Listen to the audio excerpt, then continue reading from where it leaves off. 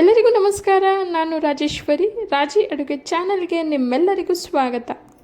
ಇವತ್ತಿನ special recipe paratha ಹೇಗೆ ಮಾಡೋದು ಅಂತ ನೋಡೋಣ. ಹಾಗೆ ಪರೋಟಾಗೆ ಬೆಸ್ಟ್ ಕಾಂಬಿನೇಷನ್ ಆಗಿರೋ ಸಾಲ್ನ ಹೇಗೆ ಮಾಡೋದು ಅಂತ ನೋಡೋಣ. ಮೊದಲು ಮೃದುವಾದ ಪರೋಟ ಹೇಗೆ ಮಾಡೋದು ಅಂತ ನೋಡೋಣ ಬನ್ನಿ. ಪರೋಟ ಮಾಡೋದಕ್ಕೆ 1 ಕಪ್ಪಷ್ಟು ಮೈದಾ ಹಿಟ್ಟನ್ನು ತೊಗೊಂಡಿದ್ದೀನಿ. ನಂತರ ರುಚಿಗೆ ತಕ್ಕಷ್ಟು ಉಪ್ಪನ್ನು ಸೇರಿಸಿ 4 ಟೇಬಲ್ ಸ್ಪೂನಷ್ಟು ಎಣ್ಣೆನ ಸೇರಿಸಿ ಒಂದ್ಸಲ ಚೆನ್ನಾಗಿ ಮಿಕ್ಸ್ ಮಾಡ್ಕೊಳ್ಳೋಣ.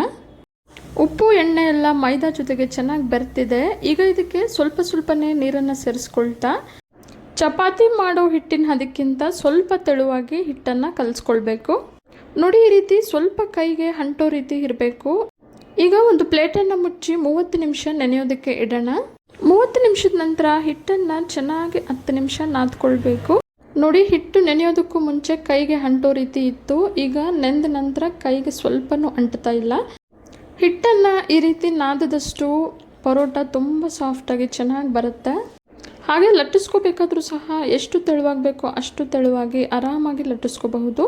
10 ನಿಮಿಷ ಚೆನ್ನಾಗಿ ನಾದ್ಕೊಂಡಿದ ನಂತರ ಹಿಟ್ಟನ್ನು ಒಂದೇ ಅಳತೆಯಲ್ಲಿ ಉಂಡೆಗಳಾಗಿ ಮಾಡಿ ಇಟ್ಕೊಳ್ಳೋಣ. ಈಗ ಇದನ್ನು ಒಣಗೋದಕ್ಕೆ ಬಿಡದೆ ಒಂದು ಪ್ಲೇಟನ್ನು ಮುಚ್ಚಿ ನಂತರ ಪರೋಟನ ಲಟ್ಟಿಸ್ಕೊಳ್ಳೋಣ. ಪರೋಟ ಲಟ್ಟಿಸ್ಕೊಳ್ಳೋದಕ್ಕೆ ನಾನಿಲ್ಲಿ ಸ್ವಲ್ಪ ಮೈದಾ ಹಿಟ್ಟನ್ನು ಸೇರಿಸಿ ಲಟ್ಟಿಸ್ಕೊಳ್ತಾ ಇದ್ದೀನಿ. ಎಷ್ಟು ತೆಳುವಾಗಿ ಲಟ್ಟಿಸ್ಕೊಳ್ಳೋದಕ್ಕಾಗುತ್ತೋ ಅಷ್ಟು ತೆಳುವಾಗಿ ಈ ರೀತಿ ಲಟ್ಟಿಸ್ಕೊಳ್ಬೇಕು. ಈಗ ಇದ್ರ ಮೇಲೆ 1 ಟೀ ಸ್ಪೂನಷ್ಟು ತುಪ್ಪನ ಸೇರಿಸ್ಕೊಳ್ತಾ ಇದ್ದೀನಿ. ತುಪ್ಪ ಬದಲಿಗೆ ಬೆಣ್ಣೆ, ಎಣ್ಣೆ ಯಾವುದು ಬೇಕಿದ್ರೂ ಸೇರಿಸ್ಕೋಬಹುದು. ತುಪ್ಪನ ಸ್ಪ್ರೆಡ್ ಮಾಡಿದ ನಂತರ ಇದ್ರ ಮೇಲೆ ಸ್ವಲ್ಪ ಮೈದಾ ಹಿಟ್ಟನ್ನು ಈ ರೀತಿ ಸೇರಿಸ್ಕೊಳ್ಳೋಣ. ನಂತರ ಒಂದು ಚಾಕುವಿನ ಸಹಾಯದಿಂದ ಸಣ್ಣಕ್ಕೆ ಈ ರೀತಿ ಲೇಯರ್ಸ್ ಆಗಿ ಕಟ್ ಮಾಡ್ಕೊಳ್ಬೇಕು. ಎಷ್ಟು ಸಣ್ಣಕ್ಕಾಗುತ್ತೋ ಅಷ್ಟು ಸಣ್ಣಕ್ಕೆ ಕಟ್ ಮಾಡ್ಕೊಳ್ಳಿ. ಸಣ್ಣಕ್ಕೆ ಕಟ್ ಮಾಡಿದಷ್ಟು ಪರೋಟ ಲೇಯರ್ಸ್ ತುಂಬ ಚೆನ್ನಾಗಿ ಬರುತ್ತೆ. ಈಗ ಈ ಕಟ್ ಮಾಡಿರೋ ಇಷ್ಟನ್ನು ಈ ರೀತಿ ಕೈಯಲ್ಲೇ ಫೋಲ್ಡ್ ಮಾಡ್ತಾ ಒಟ್ಟಿಗೆ ಸೇರಿಸ್ಕೊಳ್ಳೋಣ. ಒಟ್ಟಿಗೆ ಸೇರಿಸ್ಕೊಂಡಿದ ನಂತರ ವಿಡಿಯೋನಲ್ಲಿ ತೋರಿಸ್ತಿರೋ ಹಾಗೆ ನಿಧಾನಕ್ಕೆ ರೋಲ್ ಮಾಡಿ ಇಟ್ಕೋಬೇಕು. ಈಗ ಇದನ್ನು ತೀರ ತೆಳುವಾಗೂ ಅಲ್ಲದೆ ತೀರ ದಪ್ಪಕ್ಕೂ ಅಲ್ಲದೆ ಮೀಡಿಯಮ್ ಆಗಿ ಲಟ್ಟಿಸ್ಕೊಳ್ಳೋಣ. ಲಟ್ಟಿಸ್ಕೊಳ್ಬೇಕಾದ್ರೆ ಮೈದಾ ಹಿಟ್ಟನ್ನು ಸೇರಿಸಿ ಲಟ್ಟಿಸ್ಕೋಬಾರ್ದು. ಬೇಕಿದ್ರೆ ಸ್ವಲ್ಪ ಎಣ್ಣೆನ ಸೇರಿಸಿ ಲಟ್ಟಿಸ್ಕೋಬಹುದು. ನಾವೀಗಾಗಲೇ ತುಪ್ಪನ ಸೇರಿಸಿರೋದ್ರಿಂದ ಆರಾಮಾಗಿ ಲಟ್ಟಿಸ್ಕೋಬಹುದು. ಈಗ ಬಿಸಿಯಾಗಿರೋ ಹೆಂಚಿಗೆ ಸ್ವಲ್ಪ ಎಣ್ಣೆನ ಸೇರಿಸ್ಕೊಂಡಿದ್ದೀನಿ. ಈಗ ಲಟ್ಟಿಸಿರೋ ಪರೋಟನ ಸೇರಿಸಿ ಮೀಡಿಯಂ ಫ್ಲೇಮಲ್ಲಿ ಚೆನ್ನಾಗಿ ಬೇಯಿಸ್ಕೊಳ್ಳೋಣ. ಬೇಯಿಸಬೇಕಾದ್ರೆ 2 ಕಡೆ ಸ್ವಲ್ಪ ಎಣ್ಣೆನ ಸೇರಿಸಿ ಬೇಯಿಸ್ಕೋಬಹುದು.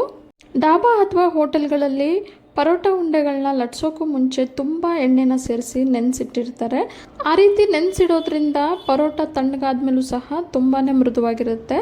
ನಾನಿಲ್ಲಿ ಕಡಿಮೆ ಪ್ರಮಾಣದಲ್ಲಿ ಮಾಡಿರೋದ್ರಿಂದ ಎಣ್ಣೆನ ಕಡಿಮೆ ಸೇರಿಸಿ ಮಾಡಿದ್ದೀನಿ. ಬಿಸಿ ಬಿಸಿಯಾದ ಪರೋಟ ಈಗ ರೆಡಿ ಆಗಿದೆ. ಈಗ ಇದಕ್ಕೆ ಬೆಸ್ಟ್ ಕಾಂಬಿನೇಷನ್ ಆಗಿರೋ ಸಾಲ್ನ ಹೇಗೆ ಮಾಡೋದು ಅಂತ ನೋಡೋಣ. ಒಂದು ಮಿಕ್ಸಿ ಜಾರ್ಗೆ 1 ಕಪ್ಪಷ್ಟು ಹಸಿ ಕೊಬ್ಬರಿ, 15 ಗೋಡಂಬಿ, ಅರ್ಧ ಟೀ ಸ್ಪೂನಷ್ಟು ಗಸಗಸೆ, ಅರ್ಧ ಟೀ ಸ್ಪೂನಷ್ಟು ಸೋಂಪನ್ನು ಸೇರಿಸಿ ಸ್ವಲ್ಪ ನೀರನ್ನು ಸೇರಿಸಿ ನೈಸಾಗಿ ರುಬ್ಬಿ ಸೈಡಿಗೆ ಇಟ್ಕೊಳ್ಳೋಣ.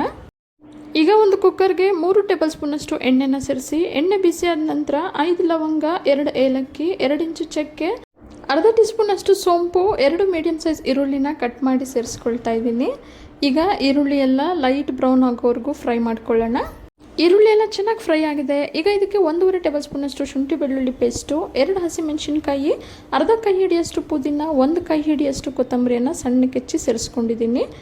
ಇಷ್ಟನ್ನು 2 ನಿಮಿಷ ಮೀಡಿಯಂ ಫ್ಲೇಮಲ್ಲಿ ಫ್ರೈ ಮಾಡ್ಕೊಳ್ಳೋಣ. ನಂತರ ಇದಕ್ಕೆ 2 ಮೀಡಿಯಂ ಸೈಜ್ ಟೊಮೊಟೊನ ಕಟ್ ಮಾಡಿ ಸೇರಿಸ್ಕೊಂಡಿದ್ದೀನಿ. ನಂತರ 1 ಟೀ ಸ್ಪೂನಷ್ಟು ಖಾರದ ಪುಡಿ, 1 ಟೀ ಸ್ಪೂನಷ್ಟು ಧನಿಯಾ ಪುಡಿ, 1 ಟೀ ಸ್ಪೂನಷ್ಟು ಚಿಕನ್ ಮಸಾಲ ಪುಡಿಯನ್ನು ಸೇರಿಸಿ ಅರ್ಧ ಟೀ ಸ್ಪೂನಷ್ಟು ಅರಿಶಿನ ಪುಡಿಯನ್ನು ಸೇರಿಸಿ ಮೀಡಿಯಂ ಫ್ಲೇಮಲ್ಲಿ 2 ನಿಮಿಷ ಫ್ರೈ ಮಾಡ್ಕೊಳ್ಳೋಣ. ಮಸಾಲ ಪುಡಿಗಳನ್ನ ನಿಮ್ಮ ರುಚಿಗೆ ತಕ್ಕಂತೆ ಹೆಚ್ಚು ಕಡಿಮೆ ಮಾಡಿ ಸೇರಿಸ್ಕೋಬಹುದು.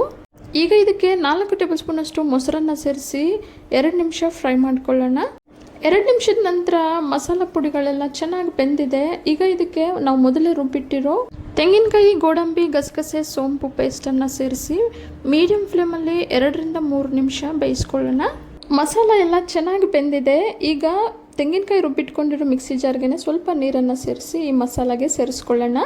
ಹಾಗೆ 2 ಕಪ್ಪಷ್ಟು ನೀರನ್ನು ಸೇರಿಸ್ಕೊಳ್ತಾ ಇದ್ದೀನಿ. ಗ್ರೇವಿ ಕನ್ಸಿಸ್ಟೆನ್ಸಿ ಹೇಗೆ ಬೇಕೋ ಅದನ್ನು ನೋಡಿ ನೀವು ನೀರನ್ನು ಸೇರಿಸ್ಕೋಬಹುದು.